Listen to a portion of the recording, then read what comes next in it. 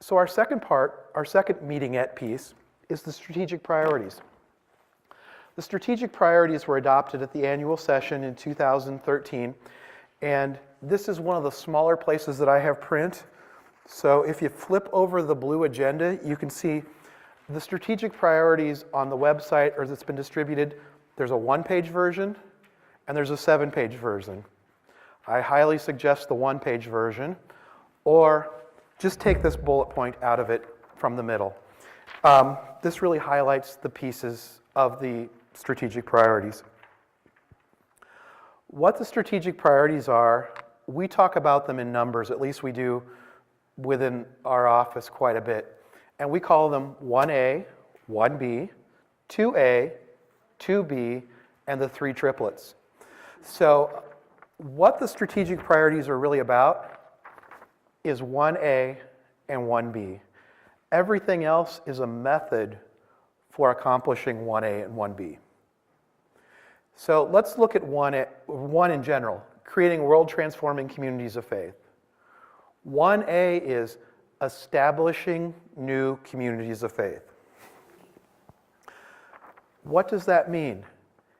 It means different things, but all of it has some relevance to your individual church, your individual congregation. The big part of it might be establishing a new church. We're sitting here in West Des Moines, and for those of you that don't know, I'm a Windsor Heights and West Des Moines kid. I graduated from that high school over the hill here. I know how this community is going. I remember when my uncle lived at 39th and Aspen, and there was cornfields in this direction. When I bought my house on 57th Street, there was cornfields to the west still, and now there's a little thing called a mall. But there's opportunities in areas like that to build new congregations. Jeremy Poland's working on one in the community right over there right now. We can build new churches, but there's more to that.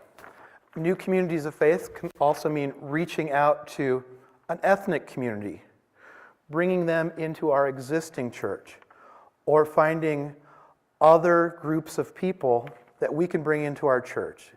An ethnic population, as Iowa continues to change. If we're in an even smaller church, it might be just that little group of houses over the hill where there's 4 or 5 families living. Maybe it's reaching out to them and seeing if you can bring them into your community of faith. And that's the reaching out and establishing those new communities and bringing them in, either through new churches, reaching out to new populations, ethnic or just living somewhere else, or even that small group of family if you're a small congregation, and bringing them into your church. So finding those new communities of faith is a very large priority for us. The second part, 1B, is increasing vitality in existing congregations. Again, that has a couple different meanings for us. It might be look at ourselves, look at our church, and how do we make it even better? You know, one of my favorite Methodist words that I've learned here is perfecting. But maybe it's at least going in that direction. It might be starting that Bible study that your church doesn't have, taking the leadership and taking that extra effort to create that. It might be creating a youth group. It might be creating a senior group. It might be creating a music group that brings more people in and it enhances their life in the church. It might be an outreach to the nursing home. But it's making your congregation more vital. And it's everybody taking ownership to do those pieces. And so that's what the strategic priorities are primarily about. Reaching out to new communities and making our existing communities more vital. The rest of it is how we do it. 2A is equipping lay leadership. 2B is equipping clergy leadership. In both cases, there's a lot of tools that we can help with. It's giving resources. Sometimes it's communicating or networking and sharing best practices. But one of the stories I hear quite a bit is from clergy. Becoming a pastor is an extensive process. There's a lot of, I'll call it book learning. There's a lot of classes, a lot of theology, lots and lots of studying. So after the studying, many of our clergy have their doctorate. They go trooping into their first church, and what's the first problem they face? the basement's leaking, the roof's leaking, one of the staff members is fighting. It's problems like that that we really face. Our clergy are counselors. They have to do budgets. Budgets for somebody like me is kind of a fun thing. Budgets for somebody, most other people, isn't a fun thing. The leaky basement, how to deal with people, how to counsel. Those are the things that we need to equip our people with to make them more successful.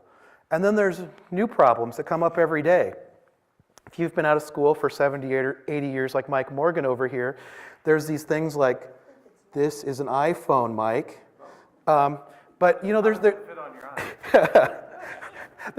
new technology, you know, the plectrons my kids play with as they sit at home, and the Insta something or something like that. I don't know how I can even communicate to anybody under 30.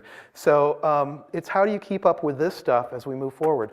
But that's equipping both our lay leadership and our clergy leadership. There's constant resourcing we need to do. And as I said, even introspectively, I need to find out ways to equip church financial people too. So we all have projects here. Maybe that's 2C.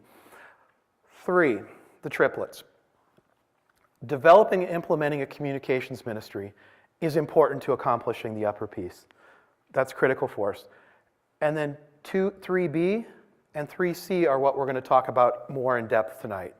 Aligning the organizational structures and staffing resources for the sake of the mission and vision.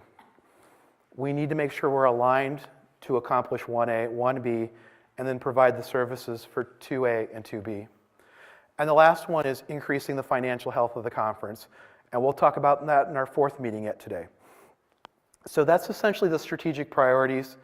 I know a lot of people have told me, you know, I've heard we adopted strategic priorities. I really didn't know what they were.